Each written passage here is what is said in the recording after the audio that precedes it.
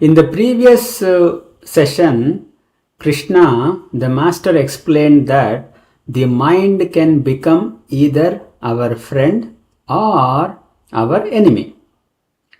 When the mind is disciplined, it supports us.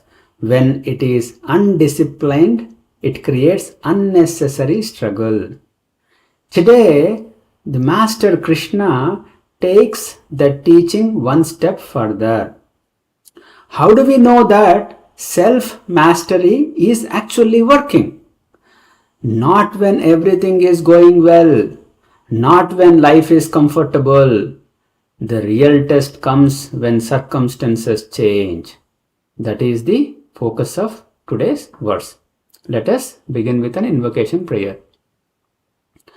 Om Sahana Bhavatu Sahanau Bhunaktu Sah Viryam Karavavahai Tejasvinavadhitamastu Ma Vidvishavahai.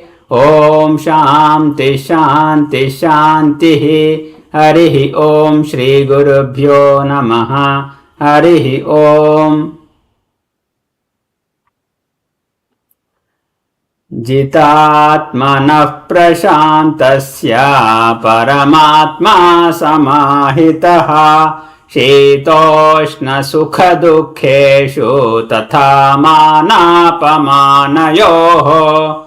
Jitatmanah prashantasya paramatma samahitaha shitoshna sukha dukkheshu tatha manapamanayoho.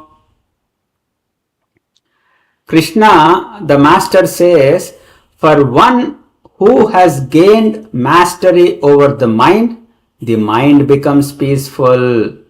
Such a person remains relatively steady amidst heat and cold, pleasure and pain, honor and dishonor. Notice something important. Krishna does not say these experiences disappear. Heat still comes, cold still comes, praise still comes, criticism still comes, success still comes, setbacks still come.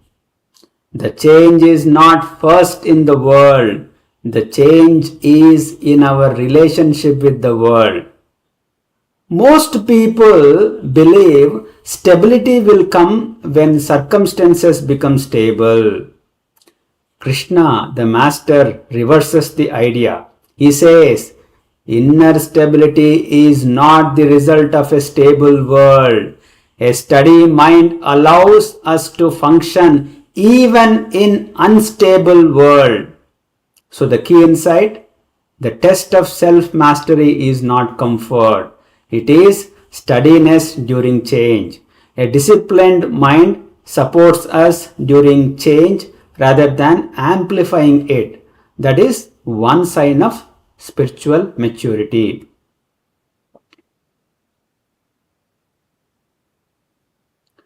Suppose you spend weeks preparing for an exam.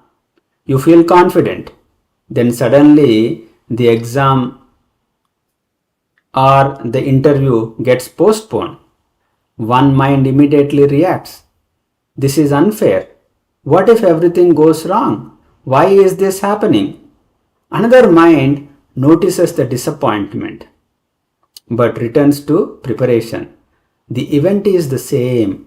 The difference is not the situation. The difference is the level of inner regulation. That is what Krishna, the master, is pointing toward. A famous saying expresses a similar insight. It is not events themselves that disturb us, but our judgments about them disturb us. Krishna's teaching is even deeper. Events may continue to change, but the mind need not be thrown around by every change. Practical application. Today, observe situations involving comfort and discomfort, appreciation and criticism, success and setback, expectations and reality. When disturbance appears, don't immediately try to remove it. First notice it. Then create a small pause before reacting. Return to the next right action. Avoid mental exaggeration. Over time, emotional recovery becomes faster, reactions become cleaner, and steadiness increases. So, as we close, Krishna, the Master, is quietly pointing towards something deeper. Experiences in the world changes, thoughts change, emotions change, circumstances change. Yet, throughout all these changing experiences, there remains an observing awareness. The more clearly this is recognized, the less completely we are carried away by every change. The more clearly this is recognized, the less completely we are carried away by every change. Today's verse reminds us that self-mastery is not measured when life is easy. It becomes visible when circumstances change. A steady mind does not depend on a steady world.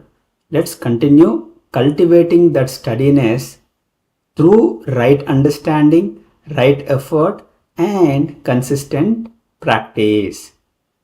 Om Shanti Shanti Shanti. Harihi Om Shri Gurubhyo Namaha. Harihi Om. Swadhyaya Pravachanabhyam Na Pramaditavyam. Om Tat Sat.